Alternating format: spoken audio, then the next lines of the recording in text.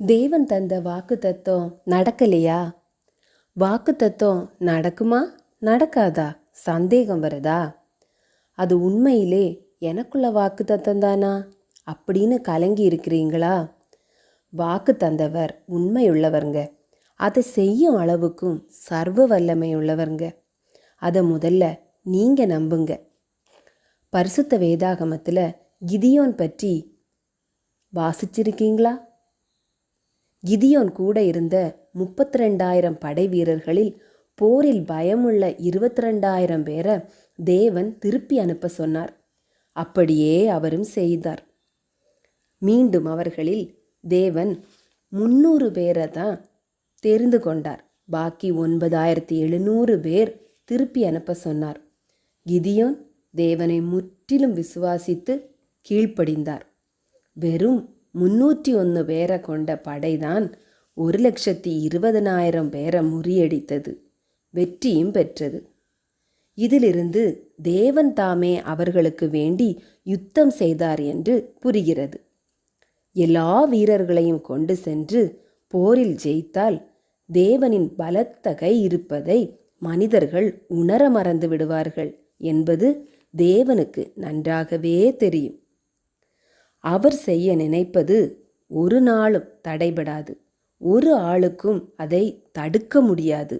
அதற்கான நேரம் வரும்போது அவர் அதை நேர்த்தியாய் செய்து முடிப்பார்.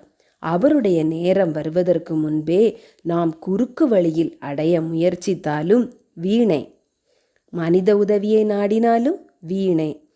அவருடைய வாக்கு தத்தம் நிறைவேற்ற எந்த மனிதனுடைய உதவியும் தேவையில்லை. அது மட்டுமல்ல, அவருடைய மகிமையை அவர் யாருக்கும் விட்டு கொடுக்க போவதும் இல்லை. சூழ்நிலைகள் எல்லாமே தலைகீழாக இருக்கும் போதும், சாத்தியமே இல்லை என்று மனிதர் கைவிடும் போதுமே தேவன் இறங்கி அற்புதம் செய்வார். அப்போதுதான் நாம் உணர முடியும், கர்த்தரின் கரம்தான் இதை செய்தது என்று.